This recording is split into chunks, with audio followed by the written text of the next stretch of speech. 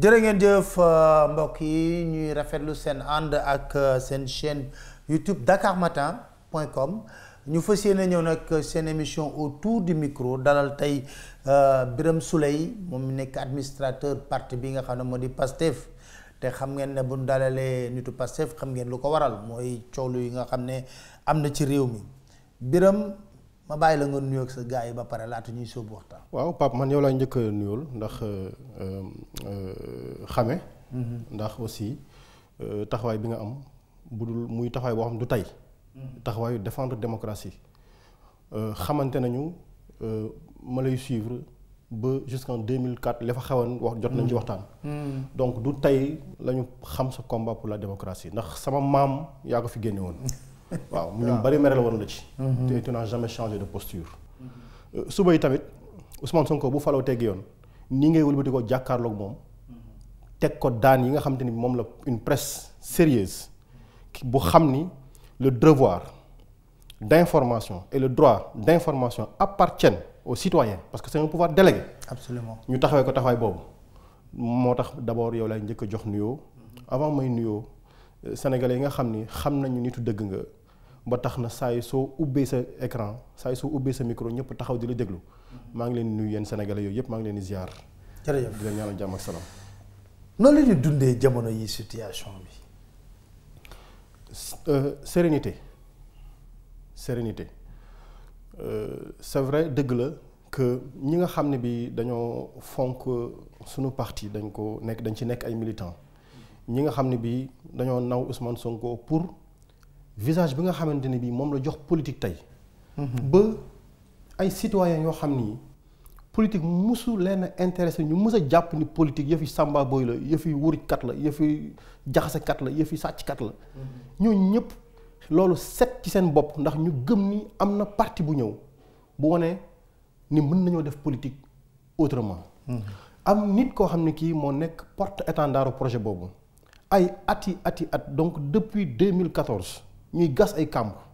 di laal ay pexe di fay ay millions di recruter ay cabinets en déconstruction d'image di leen loger ci kër gu mag ci biir dëkk bi ñu xam ko ñuy fay ay nit ñu toog ci internet pour di yàq deram di fay ay lu bari ñu koy def pour daaneel nit kooku yoon la tey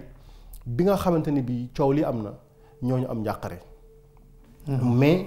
ñun ñi nga xam ne bii ñoo nekk au cœur de ce projet là. yàgg nañoo xam ni yàgg bañ ko njëkkee wax 2014 la woon ku ci ragal ku ci bañ a fanaani kaso ku ci bëggul ñàkk sa poste ku ci ragal ñàkk sa poste bul dugg ci combat bi ndax combat bi fi ñu mën a yëm mën naa sori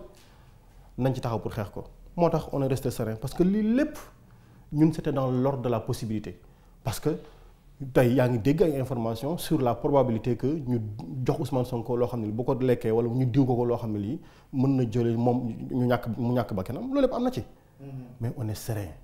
parce que nag les enfants de Juda doomu workat mënul am dëgg ci koy taxawal dëgg. waaw ci loolu laa lay laaj est-ce que Sonko n'a pas prêté le flanc ci dossier bi. Absolument pas Sonko wax na li mu waroon wax yépp te li mu wax leer na xam nga Sonko ci boppam mënul nekk moom en état d'urgence wala état de siège individualisé autour de Ousmane Sonko depuis 2014 Ousmane Sonko rebelle ay sëriñ ñoo xam nee nañ sëriñ lañu jóg lu nañ yàq ko nee nañu dafa bañ nitu daara dafay tëj jàkka yi dafay tere gàmmu dafay tere màggal day tere zip day tere baal xam nga loolu lépp ñu ngi wax Ousmane Sonko mënatul sax génn dem jàkka ja ndax kii waaye alors est-ce que mën na tëju 365 jours sur 365 mënul am il faut qu'il vive parce que c'est un citoyen donc il n'a absolument pas prêté le flanc bu fekkoon dafa prêté le flanc mbir mi du yombe nii dina gën a yomb li il n'a pas prêté le flanc ils ont pensé waaye comme xam nga yàlla du ànd ak saay-saay. mais yu bëri dañ ne mënoon na bañ a dem ci salon de massage yooyu. waaw mais xam nga Pape ce débat là c'est vrai ñu ngi koy poser mais état à moins que bu ñu fiy jógee ñu wax Sénégalais ne leen on n'est plus dans un état man bi bu may ñëw fii dama jàpp ni état bi nga xamante ni bi moom la nit demandé agrément am ne ko dama bëgg ubbi école bu joxee agrément pour kooku ubbi école c'est parce que dañoo gëm ni programme Sénégal la fay jàngale dañoo gëm ni xale yi fay génn danañ am xam-xam bu ñu demee ba ni nit nekkoon na professeur génn dafa bëgg ubbi clinique état yëkkati agrément jox ko ne ko ubbil clinique dañoo gëm ni kooku ku fa dugg sa wér-gu-yaram mën naa mucc bu ñu nee salon bu ñu defee massage la état ci boppam kooku joxul boppam këyit. état ci boppam bu yëkkatee signature am jox ko ne ko ubbil mais kenn sant ko lañ fay wut lan la bu fekkoon ni lu xaraam la lu yoon tere lu immoral mais état bi nga xam ne mooy le garant de notre sécurité de notre tranquillité de notre salubrité et suñu xel ni mu war a selle état moom du joxe këyit googu kon salon de massage kay yoon terewu ko. bu ko yoon terewulee ña fay dem ndax dañoo nekk ci lu xaraam bu ko yoon terewulee ña fay dem ndax dañoo nekk ci lu yoon tere. mais comme il est tellement visé ñu bëri di ko xool di ko topp nga yow yaa ngi wax ndëgg sërëx yi est-ce que mu moytu woon yooyu gënul. non mais dama xamul lan moo war a nekk ci salon de massage ndax Ousmane Sonko bu ñu nee salon de massage Ousmane Sonko dana dem géej di féey. waaw ku ko bëgg a rey après foofu la nga koy fekk rek après ñu ne ko waroo dem géej. Ousmane Sonko dafay dem salle de sport di fa nekk ba 8h ci guddi mu génn ku ko bëgg a def dara mën ngaa taxaw foofu def ko fa ñu ne non Ousmane Sonko waru woon dem salle de sport Ousmane Sonko da doon dem sax ci naafila ji ci jàkka yi day sol jàllaaba su wàcce pour bañ nit ñi xàmmee ko du tere bu duggee nit ñi xàmmee ko bu ko fa dara fekkoon ñu ne non waru woon dem ci jàkka bu fekkoon ni feneen la xewe ci boutique ba ñu ne warul dem boutique ba léegi wax ma Ousmane Sonko est-ce que Sénégal dafa nekk benn zone interdite pour moom parce que la sécurité de tout le monde appartient à l'État. Ousmane Sonko, sa sécurité, comme la sécurité de Pape Alé Niang, comme la sécurité de Birame Souleye, comme la sécurité de Adji Sarr, on en viendra, appartient à l'État du Sénégal. Alors, le cas Adji Sarr, yéen jàpp ngeen ne c'est une manipulation piège la fan ngeen teg loolu. Kii Pape xam nga fi mu toll nii loolu moom amatul naatable. C'est un complot manifeste dama ciy jox rek yenn firnde ñun ñëpp tey fi mu toll nii jot nañ ci lu wóor ci information que Adji Sarr moomu bis boobu moom moo yàkkamti woon Ousmane Sonko mu yegg si foofu ni ku ñu suba la tabaski jot nañu information yu wóor ne moom Adji Sarr moo waxal boppam ne bu mu génnee foofu am na ku ko jël si ku tudd Sidi Ahmad Mbaye doomu Maodo Mbaye bi nga xamante ni bi moo yor la maison de l'outil président mouvement gëm sa bopp bi bokk ci Benno Bokk Yaakaar kooku moo ko jël si kooku bi mu génnee jël si ko lan moo xew on sait que moom Sidi Ahmed Mbaye moom moo woo benn avocat la woo bu ñu xam ci réew mii kooku avocat boobu moo woo benn médecin ne ko na jël si Adji Sarr médecin boobu moo jël si Adji Sarr yóbbu ko fa mu ko war a yóbbu avocat boobu kan la ñun xam nañu ne avocat boobu jabaru kilifa gu mag la ci réew mi xam nañ ko am nañ ci firnde yu leer nañ dama ni Pape complot bi ñi mu nar a laal ci cappaandaw ga dana bari danañ ko dàq complot bi ba biir palais complot bi danañ ko dàq ba biir palais plainte bi ñu bind loolu sama avis bopp la am naa soupçon ndax sax ne avocat boobu te ñu xam ko bu baax a baax moo bind plainte boobu di dimbali nag boroom këram ci xeex bi waaw donc loolu lu leer la ñu bëgg a xam médecin boobu kan la incha allahu rabbi dina leer ñu bëgg a xam avocat boobu kooku turam di nga waxagul léegi waaye complot bi dina leer ñu bëgg a xam turu ñoo ñëpp ñan la xale bu jigéen bi nit koo xam ne kii dañ koo siif di ko forcer yóbbu fitam ndax pistolet kooku bu génnee foofu fan la war a làqatu ji ku sa fit dem fan ngay làqatu ji doo dem ci ñoo bokkul Adama ak Awa doo dem ci ko bokkulul ndey doo dem ci ko bokkulul bàyyi ndax ko am naqar koo njëkk a xalaat say mbokk ngay xalaat bàyyi mënu koo teg bët mënuñu ko jot téléphone ndeyam ki ko yar mënu koo teg bët ki ko njëkk jox liggéey mënu koo teg bët fu ñu ko làq xale bi ci fu muy jóge di dem wuyu di gendarmerie di delluwaat ña fa ne amul ci kenn ku mu bokkal deret amul ci kenn ku mu bokkal sant amul kenn ku ci mës a xam ci ndey ak ci bàyyi ñi ko ne bu ñan la dama ni bu ñu toppee xale bi fa mu làqatu dina jege loolu waa nguur gi damaa wax lu leer nañ dama ni xale bu jigéen fi ñu ko làq tey ba kenn mënu ko génnul Sénégal en tout cas ba démb ci guddi génnul Sénégal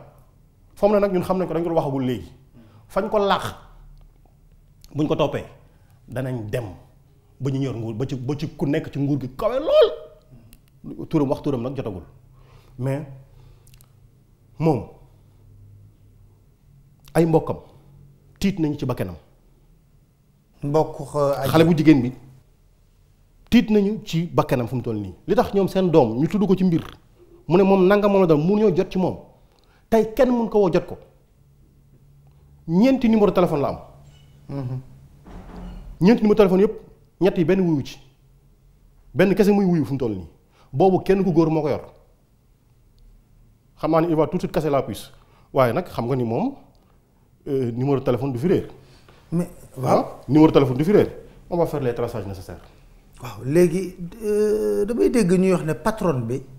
ci coup bi la bokk gëm nga loolu parce que man li ma liir ak li ma xam ak ni mu taxawee ak tamit lu magu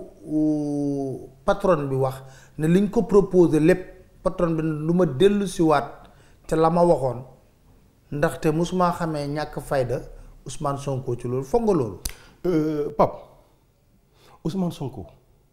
mii du mës a wax ni patron bi ci complot la bokk.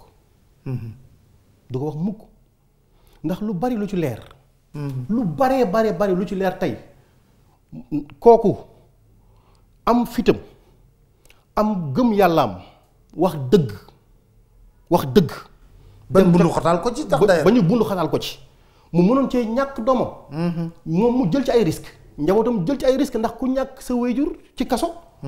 mais yaa ngi ci risque. njabootam mu nangoo def loolu. boroom këram wax lu leer nañ am nañu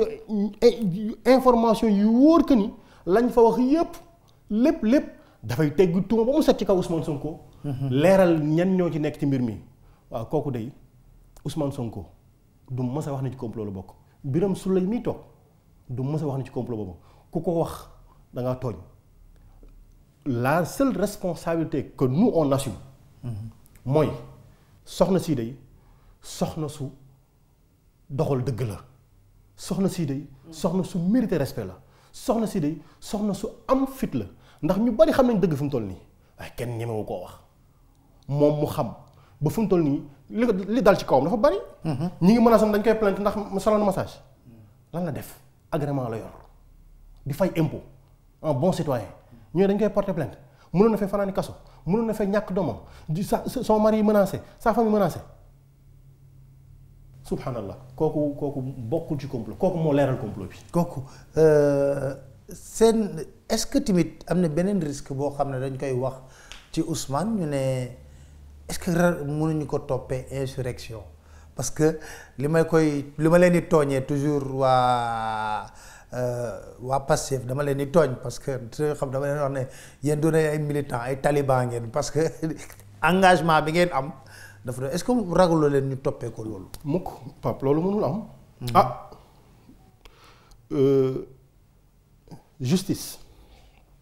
justice maanaam suñu justice ce n'est pas un parti politique. suñu justice ce n'est pas un parti politique affilié à l'APR ni à Benno Bokk Yaakaar. donc ñun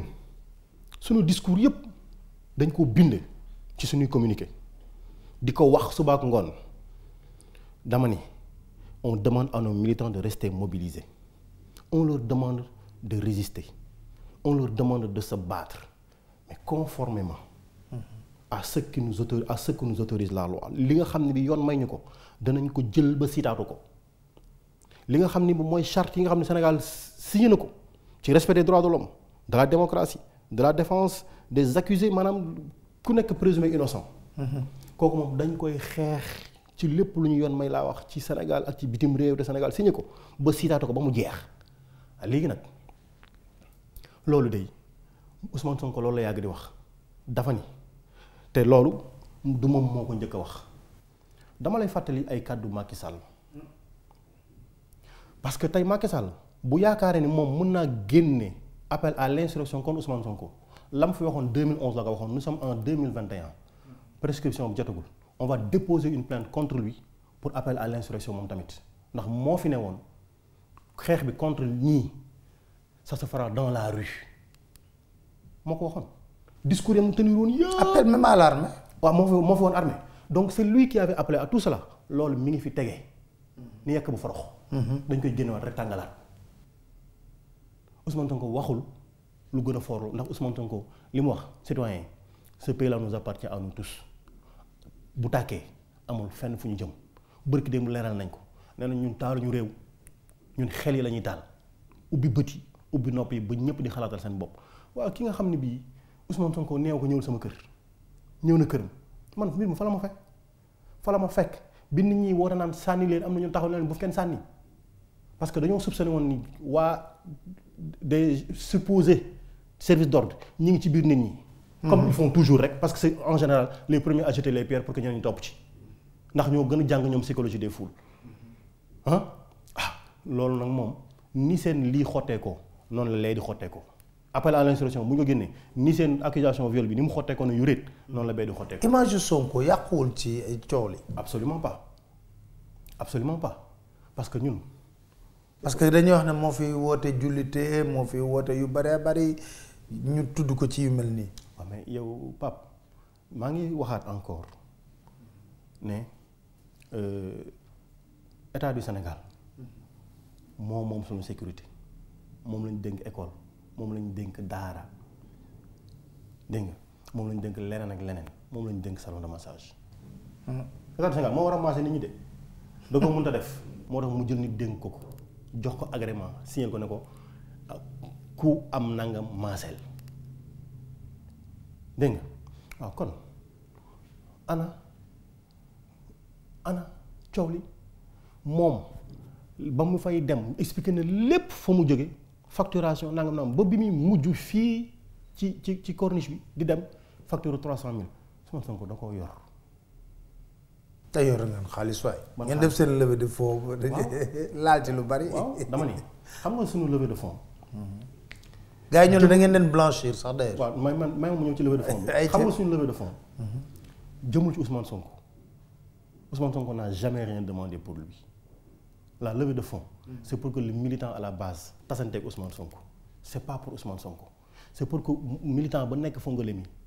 ka nekk fële ca Malem Odar. ka nekk fële ca Koungheul ka nekk fële ca Oréfondé ak Ourossogui ca village u Farba Ngom te gëm Pastef di ko fa doxal ñooñu Ousmane Sonko fekk si leen moo tax ñu nangu cee dugal sax parce que on leur a dit bu ngeen bëggee Ousmane ñëw c'est vous qui financez son déplacement parce que bëgg na mais amut bëgg nañ ko mais mënuñu ko ñoom ñoo nangoo financé ko c'est le militant c'est la contribution du militant loolu Ousmane Sonko amul ci fistine amul dërëm bu ñu ko ci jox ndax c'est l'argent du militant Ousmane Sonko n'a jamais appelé pour lui nemmeeku tour bi xamu ci sax fu mu ci jaar ndax il n'a jamais assisté wul réunion nemmeeku tour participé wul ci travaux yi le projet il n'a pas contrôlé diaspora ñëw porté projet bi doxal ko fii département yi fekk leen ci ñu créé un comité mettre en place Ousmane Sonko xamul la ca xew lu dul na ñu ne ko bis bu su jotee na nga ñëw délivrer gars yi message de remerciement loolu la ci am leneen lu ñu ko wax dañ koy tuumaal rek. waaye nag yàgg nañ koo tuumaal. levée immunité parlementaire bi yéen a ngi koy appréhender pare ngeen ci. alors on est Ousmane Sonko li mu wax c'est clair xam na ni ak sénégalais xam nañ ni accusation bi teguwul ci dëgg teguwul ci dara xam nañ ko te li ñu fi wax sànq nii leeral na lépp mais du tere Ousmane Sonko citoyen la mais un citoyen qui veut bu bëgg ñu respecter ay droits am donte amoon na dëggu bañ a dem ci ne def ma bu ngeen bëggee kaay ngi jël si ma waaye mais citoyen la day respecter ses droits il exige que état respecte ay droits du Samba Boy de ay sénégalais ñoo ko def député tey ay sénégalais def ko le troisième à l'élection présidentielle. fi mu toll nii bi yëpp la baajoo bu yoon doon am te nit ñi dëgg dong leen tax a wax moom mooy nekk le chef de l'opposition du Samba Boy ci réew mi. du fi ma wadde kon bu fekkee ni dañoo bëgg a yàq xormaam nañ rafetal sax respecter ses droits mais Macky Sall mooy nit koo xamante ni kii moom boo dee noonam droit sa yoonam nekku ci yaa ngi wax bërki dem ci sëriñ si. mais sëriñ si Pape seen responsabilité man dama leen ni sax dédouané xamul tax sëriñ si mooy ñi nga xam ne yàgg nañu waxtaan ak Macky Sall Macky Sall faalewu leen waaye ki nga xam ne bii chaque jour nga wax ak moom mu lay wan ni léttu dégguma faalewuma la yow waxal boo waxee bu génnee def leneen waaye nit ki nag doo topp ci moom suba ngoon di ko ñaan loo xam ne mën na la ko amee mu naan la maa bañ ngay topp ci moom di wax xanaa kay dañoo war a waxaat rek ngir war a waxaat ndax réew mi ñëpp a ko bokk. absolument xanaa ñoom dañoo war a waxaat rek ngir waslu àq ndax Macky Sall faalewul kenn nguuram gi li mu ko jaral na ko boom waa Sénégal yépp jaral na ko boom waa Sénégal yépp des fekk moom waa parti am jaral na ko bépp journaliste bu nekk ci réew mi di fi wax dëgg waxuma koy ànd ak keneen de ndax journaliste yi amul kenn ku ci ànd ak kenn mais journaliste bu fi nekk ci dëkk bi di doxal dëgg kese doo fi yàgg wala mu dàqalu la. waaw moom laa doo fi yàgg def na ko. doo fi yàgg. wante sant yàlla sax. parce que da ngay gën a libre. waaw da ngay gën a libre. voilà alors léegi dernière question mooy seen détermination pour le combat. waaw xam nga ñun li ñu war Pape mooy wax suñuy militant ñu wax ak ñoom. ñu pare nañu pare woowu ñu leen ñu pare ci ngir taal ay pëna déedéet woowuñu ñu pare pour ñu taal ay kër déedéet dafa am xeex boo xamante ni bii dafa jot il faut que ñu xam ni nit ki doo ko tooñ ba pare jaay ko doole ci dëkk boo xam ne dañu ne état de droit moo fiy dox. démocratie la Macky Sall taxañ na lépp lu doon règle buy doxal réew mi ci démocratie lépp taxañ na ko dugal ci poosam état d'urgence état de siège moom na lépp moom na député yi. moom na une bonne partie de la presse moom na tribunal une bonne partie de la justice moom na loolu lépp lan moo ñu dese. est-ce que dañuy yeewu suñu kër ñun ñëpp yeew suñuy loxo jubali kaso wala yeew suñuy loxo ñun ñëpp ak si yeew suñuy tànk toog suñu bunti kër yi toog di xaar Macky Sall jaar suñu kaw def ñu ay néew wala def ñu ay jaamam wala ñun ñëpp dañuy taxaw yuuxoondoo ne ko lii nga nekk du dëgg waaw nag jóg leen ngeen yuuxu nag moom wax dëgg yàlla kooku àndul ak bokkul ak appel à l'insurrection waaw na ñëpp yuuxu wax ko ne ko li mu nekk du dëgg. ba mu dégg ko ma ngi koy dégg danga xam la waaye bu coow li baree bu yuuxu bi baree bu wax ji baree ñiy wax dëgg ci réew mi jóg wax dëgg ñi nga xamante ni bi jàmm leen intérêt ci réew mi wax ak moom parce que gis nga moom mënut a nekk di tooñ xam nga nit nag bu toppee nit di xët rek suba ak ngoon. mënoo ni ki ñuy xët bul yuuxu bul waaf danga naan kii xët baal say xët Macky Sall muy xëtaate na baax xëtam yi tegu ko ci dëgg. tegu ko ci yoon na ko baax liñ ko laaj sénégalais yi feebar nañu faju 40 millions yi ñu doon proposé ndaw si borom salon pour mu wax njombe nañ ko dem jënd oxygène bu fekkee ni 40 millions mën naa wut oxygène amul ci hôpitaux yi hôpitaux amul